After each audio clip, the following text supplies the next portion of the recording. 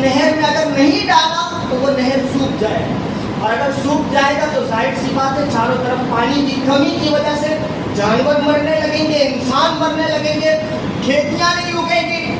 تو وہاں کے لوگوں کا معمول یہ تھا کہ ہر سال وہ اس میں زندہ لڑکی ڈالا کرتے تاکہ وہ دریا جاری رہے۔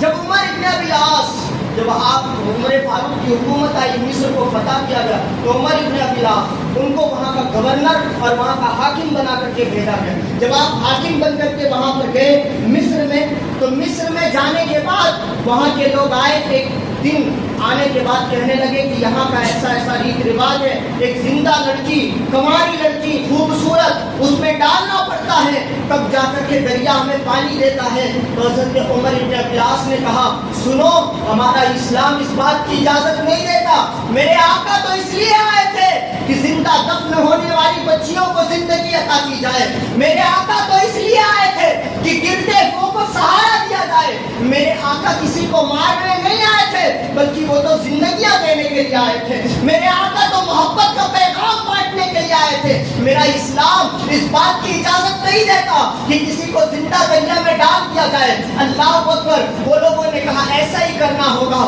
ورنہ ہم بھوکے مر جائیں گے۔ چنانچہ ہوا ایسا ہی کہ جب لڑکی نہیں ڈالی گئی تو وہ دریا سوکھ گیا، اور سوکھنے کے بعد وہاں کے لوگ شہر چھوڑ کر کے جانے لگے۔ تو حضرت عمر ابن ابی العاص جو وہاں کے گورنر تھے، انہوں نے امیر المؤمنین حضرت عمر ابن خطاب کو خط لکھا اور وہاں کا معاملہ بتایا۔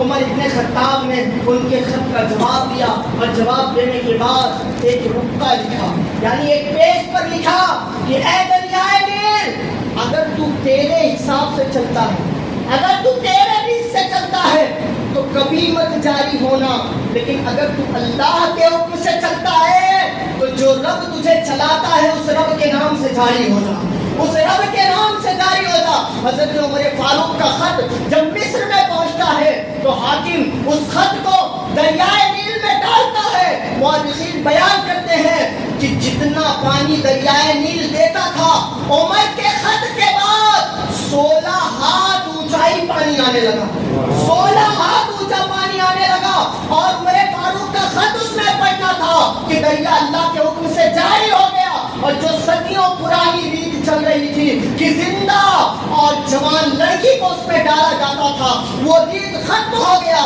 یہ میرے اسلام کی خوبصورتی ہے، یہ عمر ابن خطاب کی کرامت ہے۔ ارے میں کہتا ہوں جب ان کے گدا بھر دیتے ہیں شاہان زمانہ کی جھولی، ارے محتاج کا جب یہ عالم ہے، مختار کا عالم کیا ہوگا؟ آج لوگوں کو عمر نہیں سمجھ میں آتے، پیارے آقا کہاں سے سمجھ میں آئیں گے؟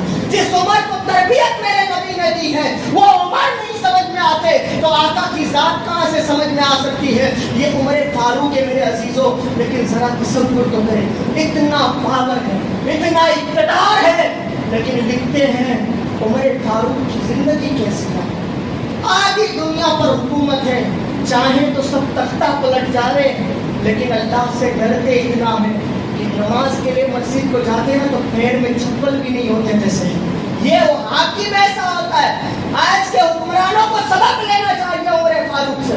اللہ نے آپ کو پاور دیا ہے، چاہے جس عہدے پر آپ ہیں، چاہے جس کوئی برا نہیں لگائے، میں اشارہ دے رہا ہوں، آپ چاہے جس عہدے پر ہیں، اللہ نے آپ کو مسجد کا ذمہ دار بنایا ہے، آپ کو صدر سیکریٹری بنایا ہے، یا آپ کو آپ کے جماعت کا یا آپ کے سماج کا اللہ نے آپ کو خدمت کا موقع دیا ہے، تو پڑھو عمر فاروق کی تاریخ کہ کس طرح انہوں نے عدل و انصاف کیا۔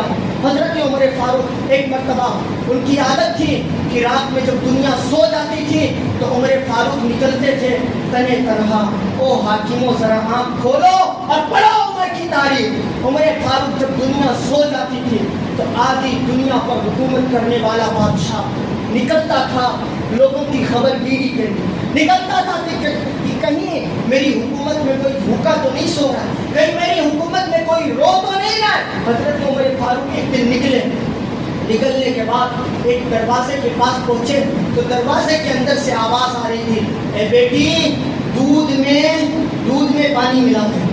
کیا آواز آ رہی تھی؟ بیٹی دودھ میں پانی ملا دے۔ تو بیٹی نے کہا امی آپ کو پتہ نہیں ہے امیر المؤمنین عمر فاروق نے منع کیا ہے کہ دودھ میں پانی ملا کر کے نہیں